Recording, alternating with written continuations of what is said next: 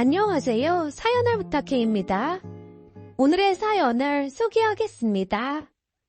어느 주말 저녁 때쯤 큰 새언니가 비밀번호를 누르고 집 안으로 들어왔습니다.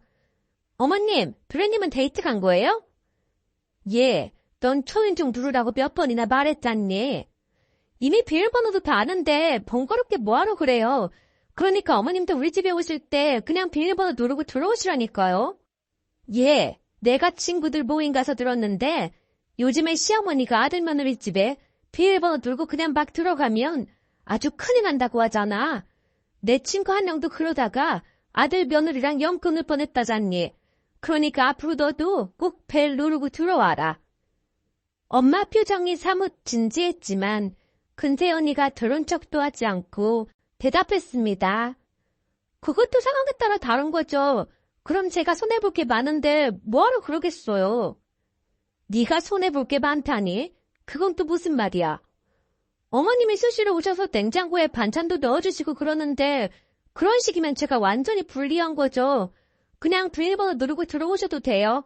처음부터 그런 것도 아니고 갑자기 그런 기회를 만드시면 제 입장에서는 불만이 쌓일 수밖에 없잖아요. 큰새언니가 불만 가득한 표정으로 이야기를 하고 있자 할머니께서 대화에 끼어들었습니다. 그건 첫째 말이 맞지. 쟤들이 아쉬울 게 없는데 뭐하러 그러겠소. 제 입장에서는 애미가 우렁각시인데 당연히 아쉬울 게 없겠지. 역시 할머님 표현력은 따라갈 수가 없다니까요. 우렁각시가 정확한 표현이네요. 저한테는 어머님이 우렁각시나 마찬가지니까 그런 이상한 교를 만들지 마세요. 암튼 우리 첫째는 희한해도 보통 희한한 게 아니라니까. 엄마가 웃음을 참으며 너스레를 떨었는데요. 큰새언니는 성격이 밝아도 너무나 밝은 성격이었기에 가족들과도 참 잘 지냈습니다. 특히나 엄마와 할머니와는 기가 막힐 정도로 궁합이 잘 맞았는데요. 가장 신기했던 것은 조금 전에도 말씀드렸듯이 서로 현관 비밀번호를 공유한 채 마음대로 집을 드나들었습니다. 아무래도 큰오빠 부부가 맞벌이를 하다 보니 처음에는 반찬을 챙겨주러 다니는 듯해 보였는데요. 조카 지우가 태어난 뒤로는 더욱 자주 드나들었어요.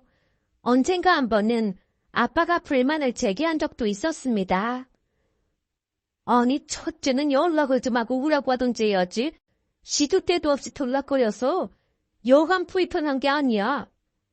당신이 불편할 게 뭐가 있다고 그래? 당신도 내 입장에 대해서 한번 생각해봐.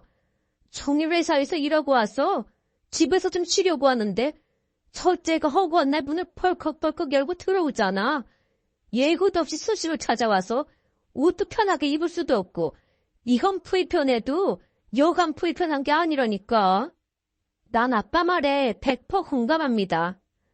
그렇지. 넌 아빠 심정 이해하지. 난 아빠 심정 충분히 이해해. 제가 아빠 편을 들자 엄마가 불만 가득한 표정으로 우리를 바라봤습니다. 난 첫째가 성격도 끈한 것도 없고 뒤끝도 없어도 좋던데 대체 뭐가 불편하다는 거야? 아니, 무슨 며느리가 말이야? 시댁을 밥 먹듯이 드나들잖아.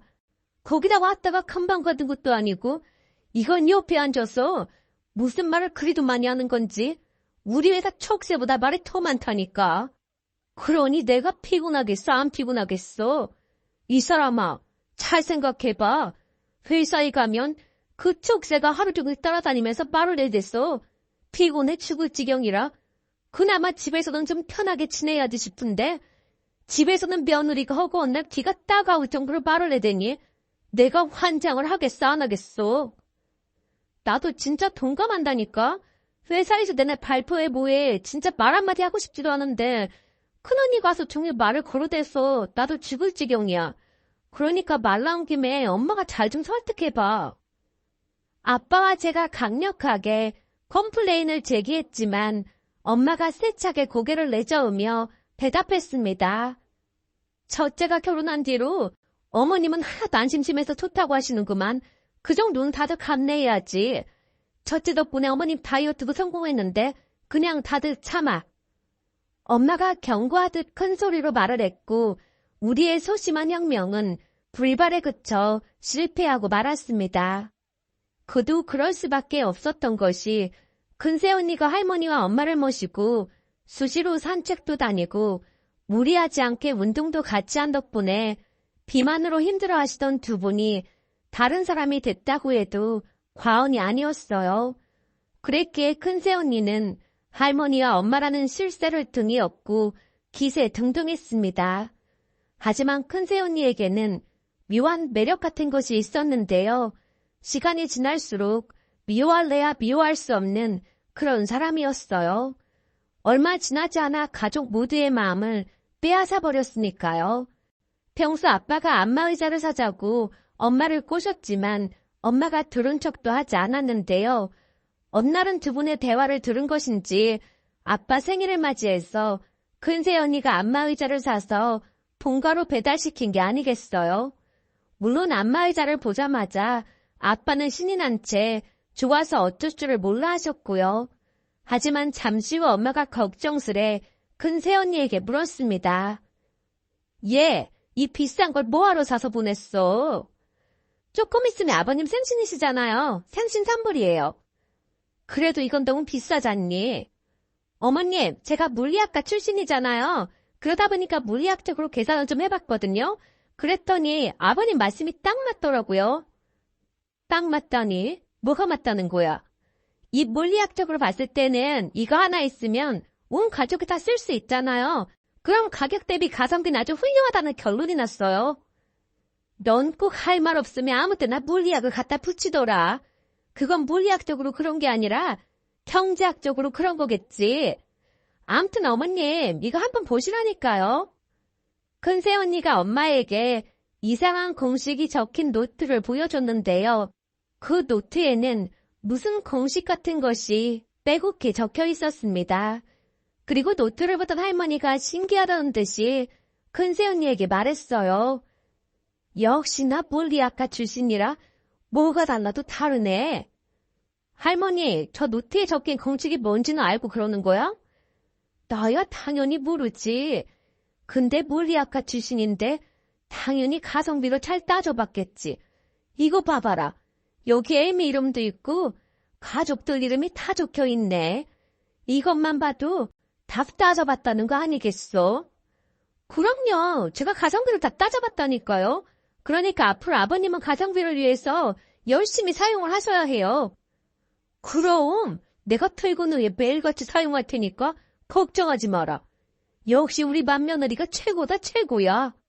아빠가 엄지손가락을 치켜 세웠고 그 뒤 아빠는 큰새언니가 문을 열고 들어와도 그리고 쉴 새 없이 수다를 떨어대도 깊은 표정으로 받아줬습니다. 한마디로 큰새언니는 공감 능력이 엄청 뛰어난 사람으로 가족들에게 항상 큰 웃음을 주곤 했어요. 큰새언니의 일화가 참 많은데요. 어느 날은 다 같이 외식을 하던 중 할머니가 큰새언니에게 물었습니다. 근데 어쩌다가 물리학과에 간 거야? 물리학과 출신이라고 해서 어찌나 멋지던지 딱 마음에 들었지 뭐니. 사실 이건 극비라 우리 엄마가 어디 가서 절대로 말하지 말라고 했는데요. 큰새언니가 무슨 말인가를 꺼내려고 하자 큰오빠가 급히 말렸습니다. 여보, 혹시 그 얘기하려고 하는 건 아니겠지? 장모님이 어디 가서 절대 그 얘기하지 말라고 하셨잖아. 그렇긴 한데 가족들한테는 상관없는 거잖아. 그동안 물리학과 나왔다고 너무 띄워주셔서 좀 찔리기도 하고 그랬거든. 그게 사실은 엄마가 어떻게 하든 인사어른 하라고 해서 원서를 넣었는데 그 물리학과만 추가 합격을 했어요. 그러다 보니까 고등학교 때보다 오히려 대학 다닐 때 공부를 더 많이 한 것 같아요. 물리학과 간 걸 얼마나 후회했는지 모른다니까요. 사실 저는 간신히 대학 졸업한 거나 마찬가지거든요. 그러니까 서울에 있는 대학을 가야 해서 적성에도 안 맞는 물리학과를 갔단 말이야? 네, 엄마 잔소리가 저를 물리학과까지 이끌었던 거죠. 근데 공부를 해보니까 머리가 나쁘진 않았던 건지 어찌어찌 대학 졸업은 했네요. 자존감도 높고 그래서 그런지 같이 있으면 우리도 같이 자존감이 높아지는 것 같아. 가만 보면 넌 말하는 것도 참 재미있게 하는 것 같아. 별게 아닌 것 같은데 네가 말하면 다 재미있는 사연이 된다니까. 암튼 그것도 체주다 체주야.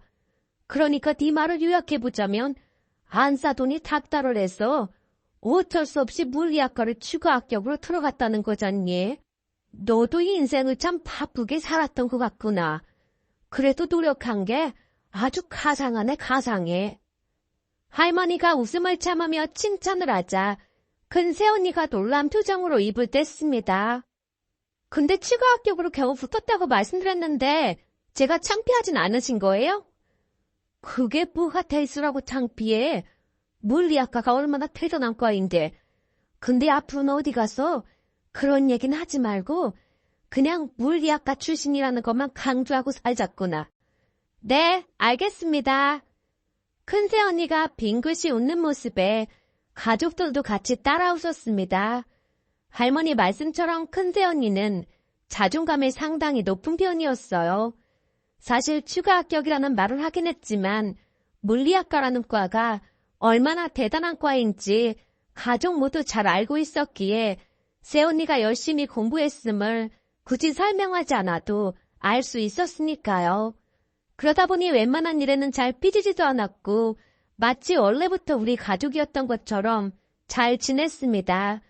그리고 그날도 역시나 주말 저녁이 돼서 큰새언니가 문을 열고 들어오자 엄마가 초인종을 누르고 들어오라는 잔소리를 했지만 큰새언니는 들은 척도 하지 않았습니다. 어머님, 그래서 도련님한테 여자친구가 생긴 게 진짜예요? 도련님이 직접 말한 거예요? 그렇다니까. 곧 데리고 온다는 말까지 하지 뭐니. 정말요? 그럼 저도 드디어 동서가 생기는 거예요? 그렇긴 한데 결혼 안 하고 혼자 살겠다고 하더니만 갑자기 결혼을 하겠다고 해서 깜짝 놀랐잖니. 온 가족 소원이 도련이 결혼하는 거였는데 진짜 잘 된 거죠. 엄청 기대되는 거 있죠. 그럼 언제쯤 데리고 온대요? 곧 데리고 온다고 했으니까 조금만 기다려봐. 작은 오빠가 여자친구를 데리고 온다는 말에 다들 많이 놀라 있었습니다.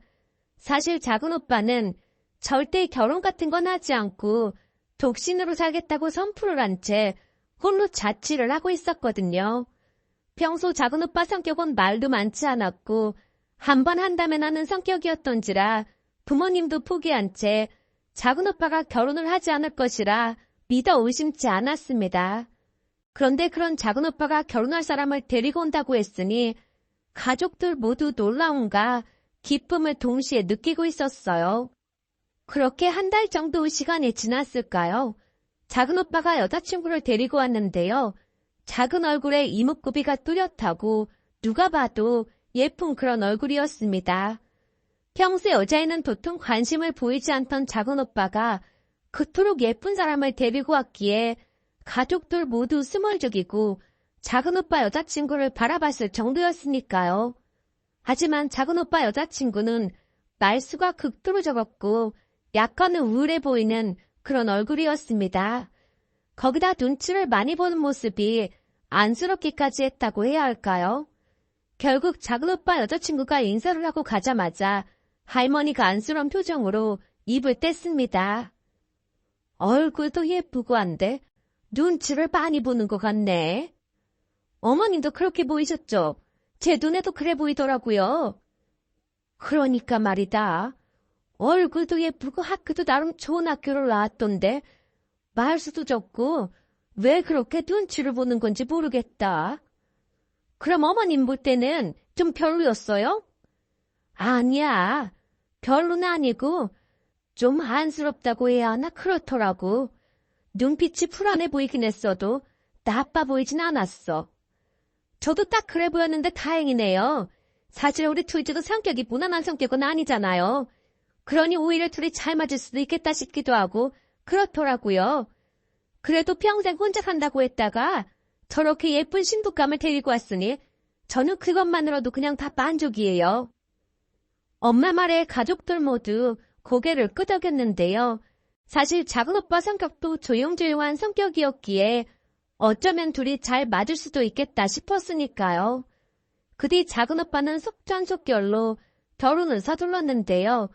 결혼 준비를 하는 작은 오빠를 보며 많이 놀랄 수밖에 없었어요. 그동안 우리가 알던 사람이 맞나 싶을 정도로 작은 새언니에게는 그토록 다정할 수가 없었으니까요. 그렇게 작은 오빠는 결혼을 했고 큰 문제 없이 잘 살았습니다.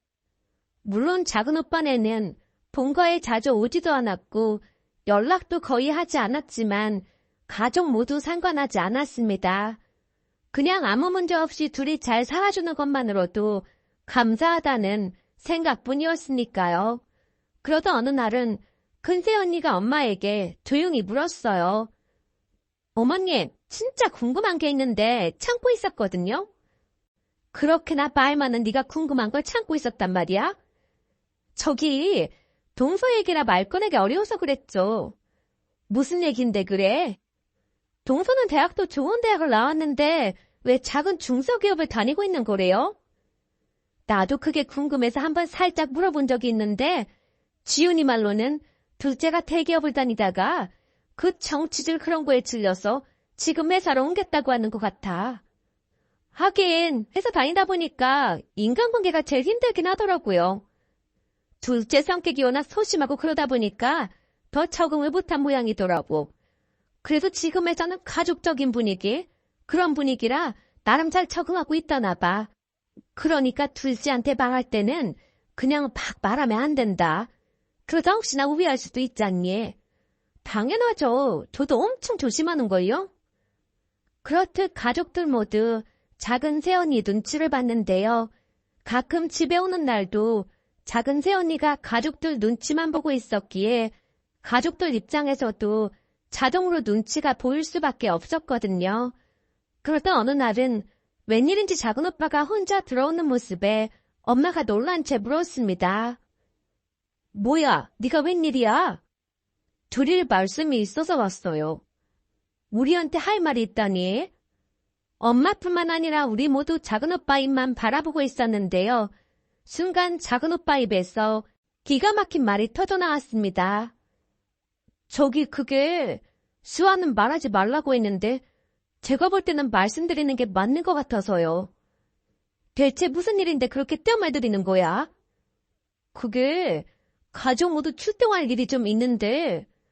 출동이라니 무슨 출동? 작은 오빠 입에서 생각지도 않은 말이 터져나왔기에 그쯤에서 가족들 모두 놀란 토끼 눈을 한 채 작은 오빠만 바라봤습니다. 작은 오빠가 쑥스러운 표정으로 말을 이어갔습니다. 사실은 수아네 회사에서 1년에 한 번씩 가족까지 참석해서 하는 체육대회가 있는데 수아는 그 체육대회를 그렇게나 가기 싫다고 하더라고요. 아무래도 장모님이랑 수아만 가다 보니까 좀 그랬나 봐요. 전혀 생각지도 못한 작은 오빠의 말에 가족들이 침묵을 유지한 채 여전히 작은 오빠만 바라보고 있었는데요. 작은 오빠가 계속 말을 이어갔습니다. 근데 이제 우리가 결혼을 했으니까 가족인 거잖아요. 그러니까 우리 가족이 다 같이 참석해주면 장모님이랑 수아한테 큰 힘이 될 것 같아서요. 그러니까 우리 보고 수아네 회사 체육대회에 참석하란 말인 거야? 네, 그래주시면 좋을 것 같아요. 거기다 저번에 지우 유치원 체육대회에서도 우리 가족이 거진다 1등 했잖아요. 그러니까 이번에도 같이 참석해주시면 좋을 것 같아서요. 평소 가족들에게 부탁을 잘 하지 않던 작은 오빠가 특이한 부탁을 하는 모습에 가족들 모두 넋을 놓고 있었는데요. 작은 오빠도 조금은 이상한 부탁임을 느끼긴 했던 모양으로 계속해서 손가락을 비꾸며 얼굴까지 시뻘개져 있었습니다. 그리고 역시나 큰 새언니가 제일 먼저 외쳤어요. 당연히 참석해야죠. 우리는 무조건 참석이니까 걱정하지 마세요. 근데 1등하면 무슨 상품 같은 것도 있는 거예요? 그게 1등하면 제주도 여행권을 준다는데 비행기표랑 숙박 그리고 차 렌터까지 전부 지원해주는 것 같아요. 작은 오빠 말이 끝나기 무섭게 큰 새언니가 벌떡 일어나서 외쳤습니다. 정말요? 그럼 무조건 참석해야죠. 할머님, 제 말이 맞죠? 그럼 무조건 참석해야지. 그리고 무조건 1등 해야지. 그렇게 가족들 눈빛이 무섭게 반짝이기 시작했는데요. 작은 오빠를 그대로 세워둔 채 체육대회에서 1등할 방법에 대해서 논의하기 시작했거든요. 그 모습에 작은 오빠가 제게 조용히 말했어요. 물론 참석할 줄은 알았지만 역시나 대단한 가족이야. 이미 말이 나온 이상 내가 볼 때는 무조건 1등 하려고 할걸? 전에 지호 유치원 체육대회 때 어땠는지 봤잖아. 마치 체육대회를 하기 위해 만들어진 가족 같았잖아. 아마도 회사 사람들 다들 경계할 수도 있어. 하긴 나도 달리기에서 져서 욕먹을까봐 진짜 죽을 힘을 다해 뛰었잖아. 작은 오빠와 이런저런 이야기를 주고받고 있었는데요. 조카 지우의 유치원 체육대회가 있던 날 사람들이 마치 체육대회를 하고 싶어서 애를 낳은 거 아니냐고 할 정도로 가족 모두가 체육대회에 진심이었거든요. 사실 그날 조금 창피한 마음이 들기도 했지만 지우가 너무 좋아하는 모습에 저 또한 투혼을 불사났다고 해야 할까요? 그런 우리 가족에게 제주도 여행 티켓이 걸린 체육대회 이야기를 꺼냈으니 그 티켓은 이미 우리 가족 거나 다름없다고 해도 과언이 아니었습니다.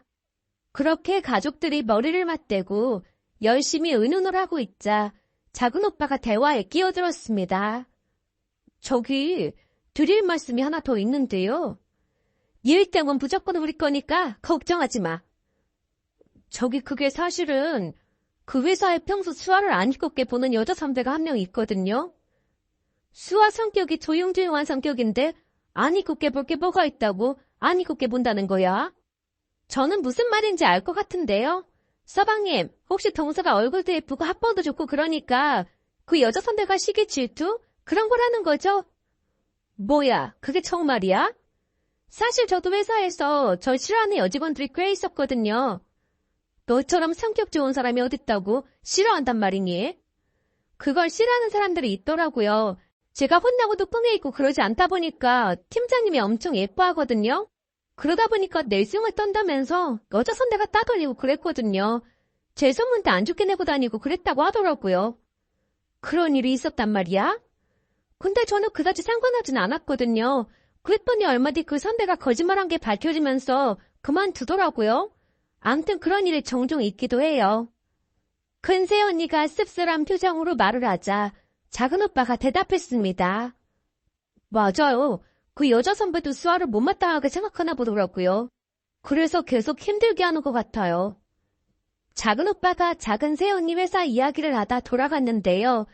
며칠 후 작은 새언니까지 데리고 다시 본가에 왔습니다. 그리고 작은 새언니가 처음으로 속에 있는 이야기를 꺼냈어요. 저기 들을 말씀이 있어서 왔습니다. 저는 그 제주도 여행권보다는 그 선배네 가족들은 무조건 이기고 싶어요. 너 힘들게 한다던 그 선배 말하는 거지?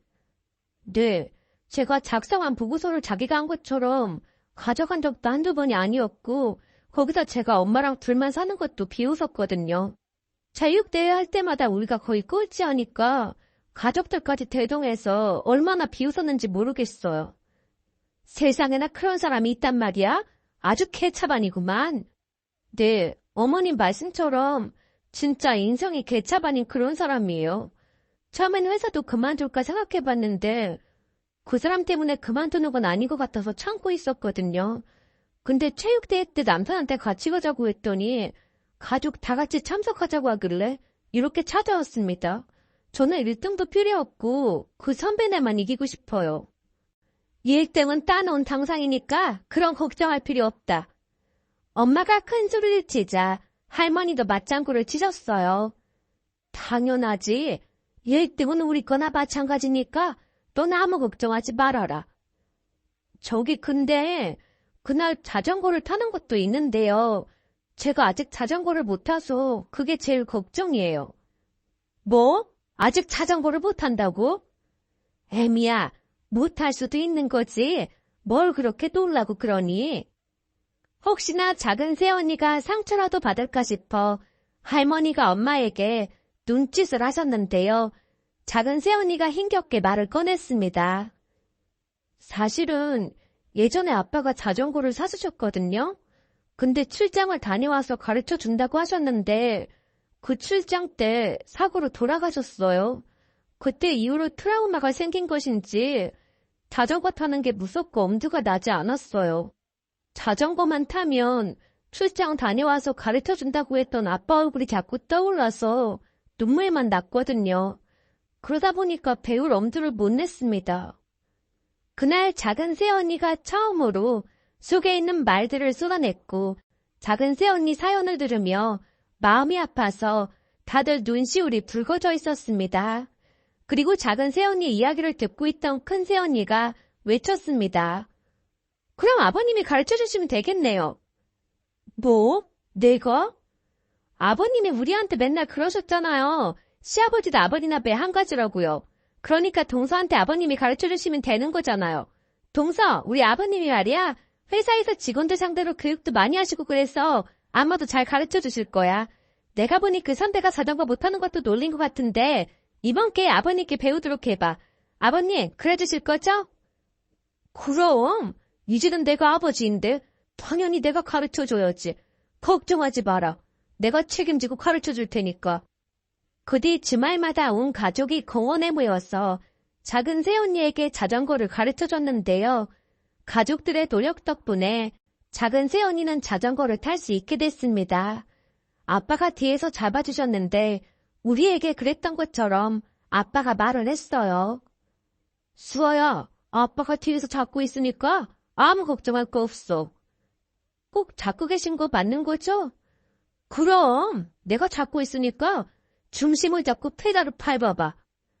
아빠 말에 작은 새언니가 조금씩 앞으로 나아갔고 나중에는 아빠가 팔을 뗐음에도 혼자 자전거를 탔습니다. 그게 뭐라고 가족들 모두 펄쩍펄쩍 뛰면서 좋아했고요. 그 바람에 공원에 있던 사람들이 신기하다는 표정으로 우리 가족들을 바라봤지만 우리는 그날 치킨에 맥주를 마시며 축하 파티까지 했습니다. 그러면서 작은 새언니도 서서히 우리 가족에게 스며들고 있었는데요. 그때쯤은 말도 곧잘하고 생긋생긋 잘 웃었습니다. 물론 그 모든 분위기를 이끈 건 큰 새언니였고요. 그렇게 얼마 뒤 우리는 작은 새언니네 회사 체육대회에 참가를 했는데요. 가족 티까지 맞춰 입고는 기세 등등하게 입장을 했답니다. 우리 가족이 워낙 분위기를 휩쓸고 다니다 보니 그 선배라는 사람 표정이 말이 아니었습니다. 모든 경기에서 우리 가족이 전부 1등을 휩쓸었으니까요. 하물며 다리 묶고 달리기를 하는 게임에서는 할머니와 엄마가 출전을 하자 그 선배라는 여자가 작은 새언니에게 비웃듯 말했어요. 수아씨, 아무리 그래도 할머니는 좀 아니지 않아? 젊은 사람이 나가도 이을까 말까인데 할머니가 웬 말이야? 그 선배 말에 제 눈이 뒤집어진 채 쏘아붙이려고 했지만 작은 새언니가 여유롭게 대답했습니다. 경기 시작도 안 했는데 그런 말을 하는 건 자신이 없다는 거 아닐까요? 우리 할머님이 연세보다 훨씬 젊으신 편이라 100% 우리가 이길 테니까 지켜나 보시죠. 옛말에 나이는 그저 숫자에 불과하다는 말도 있잖아요. 왜요? 혹시 우리 할머님한테 질까봐 걱정돼서 그런가요? 라는 말을 하는 게 아니겠어요. 그 말에 그 선배라는 사람도 어른이 된 채 더 이상 대꾸를 하진 않았습니다. 그리고 잠시 후 역시나 그 경기에서 보란 듯이 할머니와 엄마가 압도적인 기량을 선보이며 1등을 했는데요. 그도 그럴 수밖에 없었던 것이 그동안 조카 지우 체육대회에서 몇 번이나 호흡을 맞췄던지라 다리 묶고 뛰는 경기는 훨씬 유리할 수밖에 없었습니다. 경기에서 이기자마자 작은 새언니가 펄쩍펄쩍 뛰면서 좋아한 건 말할 것도 없었고 사돈 어르신도 작은 새언니를 보며 눈물까지 글썽이며 좋아하셨습니다. 그렇게 우리 가족은 모든 경기를 휩쓸다시피 했는데요. 며칠 뒤 작은 새언니가 집에 와서 신이 난 목소리로 말했어요. 사장님이 우리 가족 보고 뭐라고 했는 줄 아세요? 뭐라고 했는데? 사장님이 우리 가족 보고 체육대회를 위해 태어난 가족 같다면서 한참을 웃으셨어요. 단합이 잘 되는 가족이라고 하면서 부럽다는 말까지 하셨어요. 우리가 진짜 단합이 잘 되긴 하지. 덕분에 제주도 여행 티켓도 받고 우리도 참 좋았지 뭐. 그런데 엄마가 말을 하자마자 작은 새언니가 갑자기 가족들을 향해 허리 숙여 인사를 했어요. 정말 감사했습니다. 덕분에 회사에서 인기가 엄청 많아졌어요. 그 선배 무리도 더 이상 저한테 함부로 못하고 눈치로 보고 있고요. 우리가 한 게 뭐가 있다고 그래? 근데 그 선배란 여자가 한 번만 더 힘들게 하면 이 아버지한테 말해라. 내가 가서 혼을 내줄 참이니까. 네 뒤에는 우리가 있으니까 항상 당당하게 살아. 아빠가 힘주어 말을 하자 작은 새언니가 눈물까지 흘렸는데요. 가만히 보고 있던 조카 지호가 티슈를 가지고 오더니 작은 새언니 눈물을 닦아주며 말했어요. 작은 엄마, 지호도 옆에 있을게. 울지 마. 라는 말에 작은 새언니가 지호를 꼭 안아줬습니다. 그 뒤 작은 새언니는 성격도 정말 많이 바뀌어 갔는데요. 큰 새언니와 함께 집에 자주 드나들면서 아빠 옆에서 수다를 떨어댔거든요. 그 바람에 어느 날은 아빠가 웃으며 말했습니다. 집에 촉새가 하나 더 늘어서 기마개를 해야 할까 보다. 라는 아빠 말에 가족 모두 박장대소를 했답니다. 며칠 전 공원에서 다 함께 자전거를 타면서 즐거운 시간을 보내다 보니 문득 예전 일들이 떠오르면서 각박한 세상에서 서로의 마음을 조금씩만 헤아려 준다면 보다 행복한 가족이 될 수 있지 않을까 싶은 생각이 들어 이렇게 글 남겨봅니다. 오늘의 사연은 여기까지였습니다. 즐겁게 보셨다면 구독, 좋아요 부탁드립니다. 고맙습니다.